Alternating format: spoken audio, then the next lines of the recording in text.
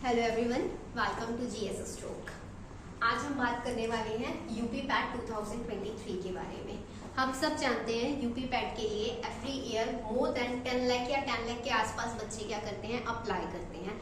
काफी ज्यादा भीड़ होती है। इसका एग्जाम हमारा इस बार होना है 27-28 अक्टूबर में। इसकी फॉर्म फिलिंग हो गई थी अगस्त में। अगर हम अभी से देखें तो हमारे पास 1 मंथ है। 1 मंथ में हमें ये टारगेट करना है इस एग्जाम में।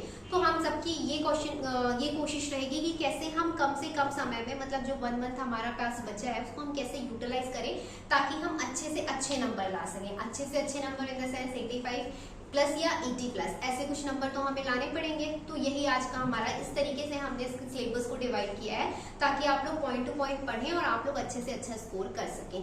ये रही कि कैसे हमें तैयारी करनी है। अब इसमें जो वीडियो देख रहे होंगे ऐसे बहुत से बच्चे होंगे जिन्हें ये नहीं पता होगा कि पैट होता क्या है।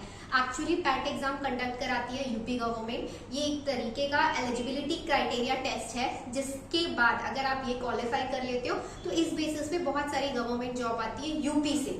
This is only for the UP, not for the other state. दूसरे स्टेट के लिए ये नहीं है, ये सिर्फ यूपी के लिए। इस बेसिस पे यूपी गवर्नमेंट बहुत सारी जॉब निकालती है और ये आपको हर साल, ये 1 साल के लिए वैलिड होता है और हर साल आपको ये करना पड़ता है।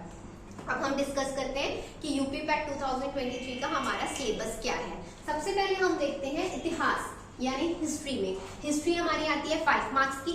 इतिहास को हमने कुछ पॉइंट्स में डिवाइड कर दिया है ताकि आप उससे अच्छे से अच्छे नंबर स्कोर कर सकें। जैसे पहले हमारा आएगा जैन धर्म, दूसरा बौद्ध धर्म हो गया, मौर्य वंश हो गया, गुप्ता काल हो गया, गुलाम वंश हो गया। गुलाम वंश काफी सारी श्रृंखला है, जैसे तुगलक, खिलजी, दिल्ली सल्तनत, ये सब गुलाम वंश में आते हैं। दिल्ली सल्तनत अलग है, बाकी खिलजी, तुगलक ये गुलाम वंश में ही है।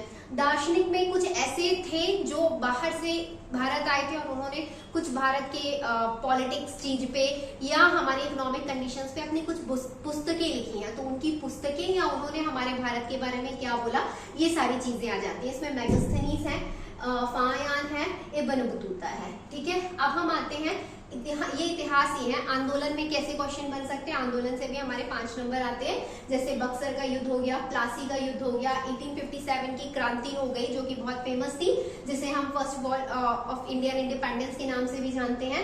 फिर हमारा आता है गांधी युग। गांधी युग कहाँ से शुरू होता है, जब गांधी जी इंडिया आए थे। गांधी जी इंडिया आए थे उसके पहले ही हमारी कांग्रेस की स्थापना हो गई थी। तो इसमें ये सारी चीजें भी आनी है कि कांग्रेस की स्थापना की कब हुई, कहाँ हुई, या किसने की, या उसके पहले अध्यक्ष कौन थे, या फिर कुछ स्पेशल जो अधिवेशन हुए थे, ठीक है, विशेष रूप से जो अधिवेशन कराए गए थे उनके अध्यक्ष कौन कौन थे। ये सब हमारा किस में आ जाएगा, आंदोलन में आ जाएगा। इसके बाद हम बात करते हैं भारतीय संविधान की। उसमें से हमारे आना है 5 नंबर का प्रश्न, जैसे कि हमारा मौलिक अधिकार हो गया। मौलिक अधिकार हमें पता है ये हमारे भाग 3 में दिया गया है और ये कौन से अनुच्छेद में है, 12 से लेकर 35 तक। तो 12 से लेकर 35 तक के जो अनुच्छेद हैं हमें वो बहुत अच्छे से देखना है। हमें पता है हमारे जो इंडियन कॉन्स्टिट्यूशन है उसमें 395 आर्टिकल्स हैं, बट हमें कौन कौन से देखना है, हमें ये देखना होगा। किसी भी एग्जाम की प्रिपरेशन के लिए हमें क्या पढ़ना है उससे ज्यादा जरूरी होता है हमें क्या नहीं पढ़ना है। तो अभी हम इसीलिए इसको फोकस करेंगे कि कैसे हम ज्यादा से ज्यादा टॉपिक कवर कर सकें कम से कम समय में। फिर नीति निर्देशक तत्व आएंगे, ये कौन से अनुच्छेद में होता है, 36 से लेके 51 तक। उसके बाद राष्ट्रपति की कार्यकाल क्या होता है, उसकी नियुक्ति कैसे, इसकी तो शपथ दिलाई जाती है या इसका इलेक्शन कैसे होता है, अध्यादेश, ये सारी चीजें। फिर हमारा संविधान संशोधन, जिसे हम क्या कहते हैं, कॉन्स्टिट्यूशनल अमेंडमेंट। अभी भी हमारे बहुत सारे कॉन्स्टिट्यूशनल अमेंडमेंट हो रहे हैं, तो ये कुछ अमेंडमेंट के बारे में जो हमारे कॉन्स्टिट्यूशन या हम कॉन्स्टिट्यूशन पॉइंट ऑफ व्यू से देखें तो बहुत जरूरी है। इसके बाद आती है अर्थव्यवस्था। अर्थव्यवस्था आएगी आपकी 5 नंबर की। 3 प्रकार की अर्थव्यवस्था होती है। अर्थव्यवस्था के प्रकार अच्छे से देख लीजिएगा। पंचवर्षीय योजना, पंचवर्षीय योजना लाता कौन था, प्लानिंग कमीशन ऑफ इंडिया। तो हमें योजना आयोग के बारे में भी देखना है और हमें ये भी पता है कि अब योजना आयोग का नाम, नया नाम हो गया है नीति आयोग। तो योजना आयोग और नीति आयोग को भी देख लीजिएगा।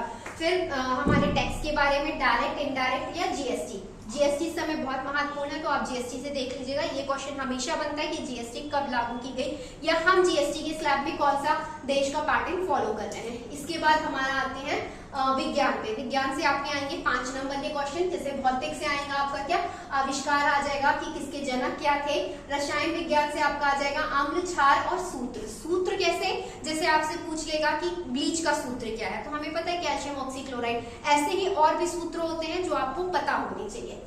इसके अलावा जीव विज्ञान से आएंगे जीवाणु, विषाणु, रोग, विटामिन, कोशिका, मतलब हमें बहुत ज्यादा डेप्थ में नहीं पढ़ना है, पर हाँ इतना करके हम उस एग्जाम में अच्छे से अच्छा स्कोर कर सकते हैं। कंप्यूटर से हमें 5 नंबर के प्रश्न आएंगे। इसमें हमारा आता है सॉफ्टवेयर, हार्डवेयर, और सॉफ्टवेयर हार्डवेयर या कंप्यूटर के कुछ इंपॉर्टेंट पार्ट हैं जैसे सीपीयू, रैम, रोम या मेमोरी हो गया। इसके अलावा कंप्यूटर से रिलेटेड कुछ टर्म होती है जिनकी फुल फॉर्म हमें आ सकती है, लैन, मैन, वैन, एचटीटीपी, ये सारी चीजें हमसे पूछ लेता है। इसके बाद हिंदी में आता है 5 नंबर। हिंदी में किसी को कोई दिक्कत होगी नहीं, हम सब बचपन से हिंदी पढ़ते आ रहे हैं। हिंदी में कुछ शब्द हो गए जैसे तत्सम शब्द, तद्भव, विलोम शब्द, संधि, वर्तनी, शुद्धि, यही सब। इसके बाद हम आते हैं भूगोल में। भूगोल का हमारा आना है 5 नंबर। अब भूगोल तो खुद ही अपने आप में बहुत बड़ा, तो हमें पूरे विश्व का भूगोल नहीं पढ़ना है, हमें सिर्फ भारत की स्थिति पढ़नी है। मतलब भारत के भूगोल में भारत का भी पूरा भूगोल नहीं पढ़ना है, हमें कर्क रेखा, मकर रेखा, नदियां या पर्वत, चोटी, यही सारी चीजें देखनी है कि कौन सी कहाँ पे है। राष्ट्रीय उद्यान भी इसी में आता है, आप ये भी देख लीजिएगा। उसके बाद हमारा आता है इंग्लिश का। इंग्लिश में भी 5 नंबर आएगा, passage, synonyms, antonyms and one word, जिसमें से पैसेज के आपके होंगे 2 क्वेश्चन, उसके बाद सिनोनिम्स, एंटोनिम्स और इनके एक। इसके बाद पर्यावरण आपका 5 नंबर का आएगा। उसमें आएगी राबी की फसल, खरीफ की फसल, जायद की फसल, या फिर कुछ रोग होते हैं, गेहूं का होता है, गन्ना का होता है, कपास का होता है, तो वो रोग एक बार आप देख लीजिएगा। उसके बाद हम आते हैं गणित में। गणित में हमें बहुत सारा नहीं पढ़ना है, जिससे गणित नहीं आती है तो वो घबराए ना कि हम ये पेपर कैसे करेंगे।